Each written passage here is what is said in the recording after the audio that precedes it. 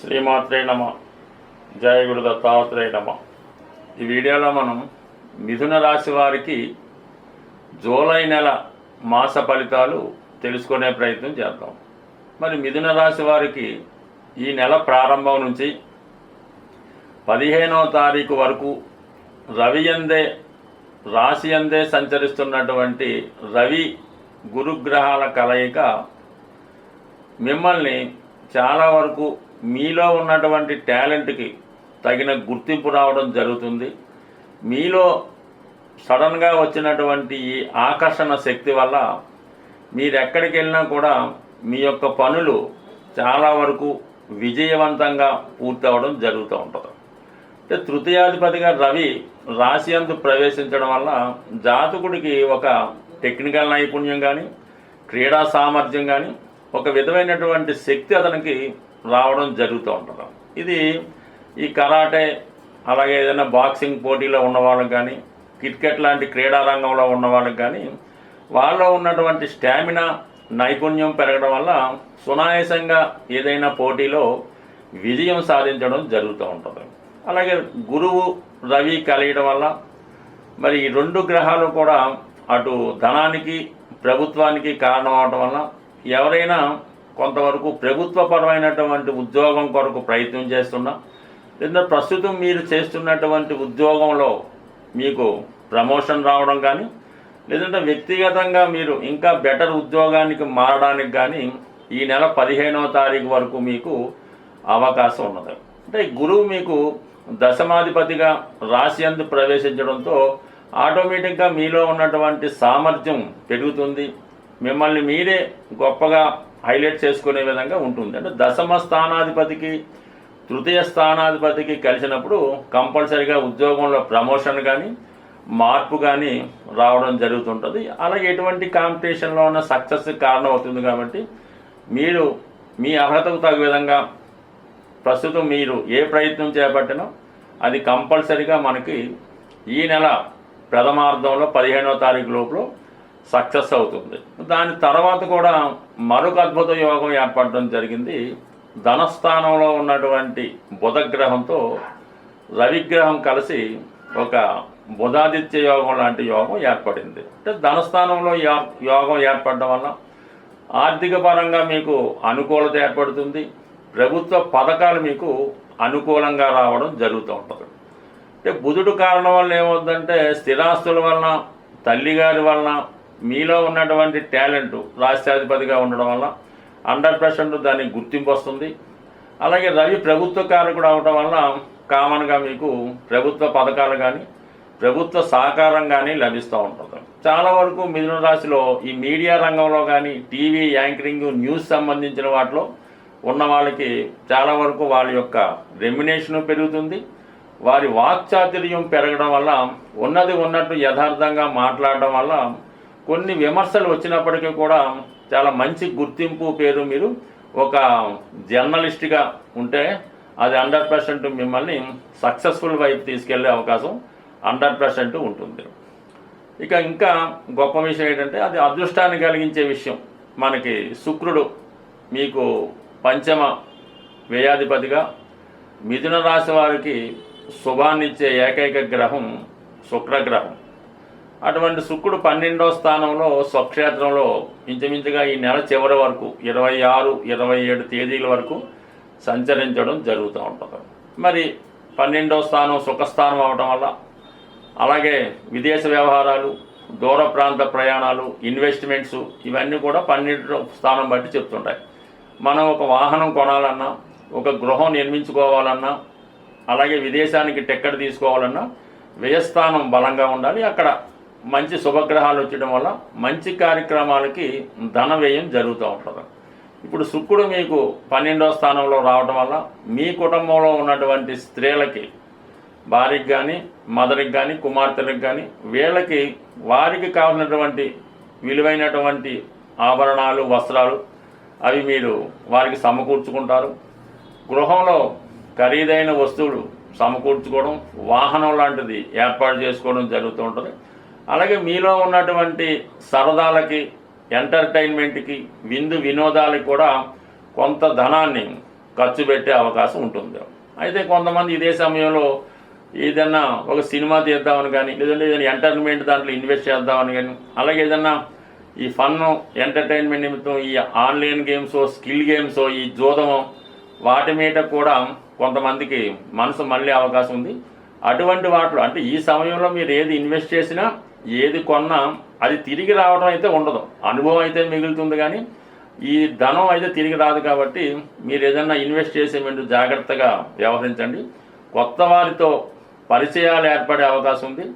వారి యొక్క ఆనందం కోసం మీరు కొంత ధనాన్ని కూడా ఖర్చు పెట్టడం జరుగుతూ ఉంటుంది. బట్ ఏదైనా ఈ శుక్రుడు 12వ స్థానంలో రావడం వల్ల కొద్దిగా స్త్రీల వల్ల నష్టపోయే అవకాశం ఉంటుంది. కాబట్టి ఆ విషయంలో కూడా కొంత జాగ్రత్త అవసరం ఉంది. అలాగే మీ యొక్క ఆలోచనలు కూడా కొన్ని సందర్భాల్లో మిమ్మల్ని రాంగ్ వేలో తీసుకెళ్ళవచ్చు. కాబట్టి ఏదైనా కొంత జాగ్రత్తగా వ్యవహరించడం మంచిది. 100% అష్టమాధిపతి శని దశమంలో ఉండడం, రాశి అందు ఏర్పడినటువంటి రవి గురుల కలయిక, ఇవన్నీ కూడా మీకు ఉద్యోగంలో ప్రమోషన్ కానీ అభివృద్ధి కానీ తప్పనిసరిగా అవకాశం ఉంది. ఈ 3వ స్థానంలో సంచరిస్తున్నటువంటి ఈ కుజ కేతువుల కలయిక ఏదైనా ధైర్యంగా మీరు ముందుకు వెళ్ళడానికి చాలా మంచి అవకాశాలు ఈ సమయంలో రావడం జరుగుతుంది. సో ఏదైనా తొందరపాటు చర్యలు లేకుండా నిదానంగా సావధానంగా నిర్ణయం తీసుకొని మీ ప్రయత్నం చేయడం వల్ల 100% మీ యొక్క పనిలో విజయం తప్పక లభించే అవకాశం ఉంది. స్వస్తి. ప్రతి ఒక్కరికి కూడా ధనం అన్నది చాలా ఇంపార్టెంటు. ఆ ధనం ప్రతి వాళ్ళు సంపాదిస్తూ ఉంటారు. అయితే వచ్చిన ఆదాయం కన్నా ఎక్కువ ఖర్చు అవ్వడం వల్ల రుణగ్రస్తులు అవ్వడం జరుగుతూ ఉంటుంది. ఆ కారణం వల్ల చాలామంది ఆర్థిక పరమైన ఇబ్బందులు కలుగుతూ ఉంటాయి. ఇప్పుడు మీకు ధనాన్ని కూడబెట్టడానికి, అంటే ధనం సంపాదించడం అందరికీ తెలుస్తుంది, అది దాచుకోవడం, అలాగే మీ అవసరానికన్నా ఎక్కువ ధనం రావడానికి ఒక పరిష్కారం అన్నది మీకు తెలియజేయడం జరుగుతూ ఉంటుంది. అది సింపుల్గానే ఉండడం జరుగుతూ ఉంటుంది. అయితే ఇది నమ్మకంతో చేయవలసి ఉంటుంది. ముఖ్యంగా ధనాన్ని కూడబెట్టడంలో ఈ చీమలు చాలా ఇంపార్టెంట్ అన్నమాట. అవి ఏం చేస్తాయంటే ఎక్కడన్నా ఆహారం దొరికితే మొత్తం అంతా ఒక చోట దాచుకునే, ఎందుకంటే వర్షాలు వచ్చినప్పుడు దానికి పనిచేస్తుందని. కాబట్టి మీరు చీమలకి ఆహారం వేయవలసి ఉంటుంది. ముఖ్యంగా అంటే శాస్త్రాల్లో చెప్పిన ప్రకారం ఏం చెప్పారంటే తమలపాకు తీసుకొని దాని మీద ఒక నెయ్యి అంటే తేనె వేసి చీమలు ఉన్న చోట పెట్టడం జరుగుతుంది. ఇప్పుడు ఆ విధంగా కాకుండా మీరు డైరెక్ట్గానే పంచదార, బియ్యం పిండి కలిపి ఈ చీమలకి ఆహారంగా వేయడం వల్ల, అది ఎప్పుడు చేయాలి, మనం మంగళవారం చేయవలసి ఉంటుంది. అంటే కుజుడు సంబంధించిన వారం అవటం వల్ల అది ఆ మంగళవారం రోజు ఈ చీమలకి ఆహారంగా వేయడం వల్ల కంపల్సరీగా మీకు ఈ ధనం పోగవుతుంది అన్నమాట. సేవింగ్స్ అవుతాయి, ఖర్చులు తగ్గుతాయి. అలాగే మీరు ఒక కొబ్బరికాయ అంటే బాగా, అంటే మన సోమయ్యప్పకి వెళ్ళినప్పుడు ఇరుముడిలో వేసినటువంటి కొబ్బరికాయ, కురిటి కొబ్బరికాయ అంటారు. ఆ కొబ్బరికాయ ఒకటి తీసుకొని దానికి ఒక కన్నం పెట్టి అందులో శుభ్రమైనటువంటి తేనె, పంచదార, బెల్లంతో నింపాలన్నమాట. అంటే అయ్యప్పకైతే నెయ్యితో నింపుతారు. అలా కాకుండా ఇది స్వీట్తో నింపి దాన్ని పశ్చిమ దిక్కున, పశ్చిమం అంటే సౌత్ సైడు, అది ఎక్కడన్నా ఒక నిర్జల ప్రదేశంలో మీకు సౌత్ సైడు చక్కగా ఒక గొయ్యి తీసి మరీ లోతుగా కాకుండా అందులో కప్పెట్టవలసి ఉంటుంది అన్నమాట. దానివల్ల కూడా అది తర్వాత చీమలకి ఆహారంగా మారడం జరుగుతూ ఉంటుంది. సో ఈ 2 కార్యక్రమాలు చేయటం అంటే చాలా వరకు ఇది కష్టంగానే అనిపిస్తూ ఉంటుంది. శుక్రవారం ఉదయం 6 గంటల నుంచి సూర్యోదయం దగ్గర నుంచి మర్నాడు శనివారం సూర్యోదయం వరకు కూడా ఎటువంటి ధనం కూడా, అంటే డబ్బులు, రూపాయలు, బంగారం, ఈ వస్తువులు కూడా మీ నుంచి బయటికి వెళ్ళకూడదు. అంతా కూడా ముందు రోజే అడ్జస్ట్ చేసుకోవాలి. ఎవరికి ఇవ్వాల్సినా కూడా శుక్రవారం అన్నది పేమెంట్స్ బంద్. మళ్ళీ శనివారం మాత్రమే ఇది స్టార్ట్ అవుతుంది. ఇది ఎంత కష్టమైనా సరే మీరు అవసరమైతే శుక్రవారం అర్జెంట్ అయితే వేరే వాడిని ఫోన్పే చేయమంటే తప్ప మీరు మాత్రం ఖర్చు పెట్టద్దు. అలాగ ఒక 8 వారాలు మీరు చేస్తే 100% మీ యొక్క ఆర్థిక సమస్య పరిష్కారమై నిరంతరం మీ ఎనపెట్లో ధనం నిలబడుతూ ఉంటుంది. ఇది ఎక్కువగా ఆంధ్ర ప్రాంతంలో ఈ కృష్ణా జిల్లా ఈస్ట్ గోదావరిలో చాలా వరకు పాటిస్తుంటారు. అది కూడా చేసుకోండి.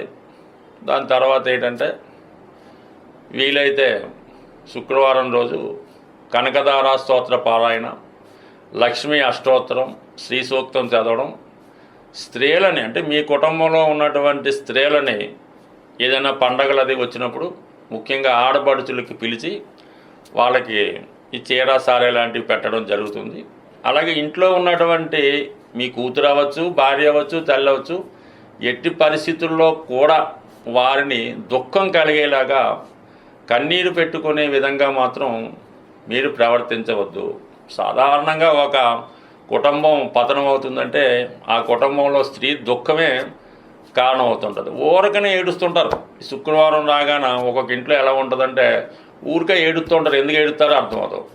దాంతో ఆ యజమానికి ఇంకా చెప్పక్కర్లేదు. సో అటువంటివి ఉంటే సాధారణంగా పరిష్కరించుకుంటే కుటుంబం సంతోషంగా ఉంటుంది. అది మనం నియమంగా ఉండడం అంటే కామన్గా ఈ శుచి శుభ్రత అవన్నీ కామన్గా ఉంటాయి. ఈ కొద్దిపాటి రెమెడీలు మీరు పాటిస్తే తర్వాత ఇంకా బెటర్ రెమెడీస్ తెలుసుకునే ప్రయత్నం చేద్దాం. స్వస్తి.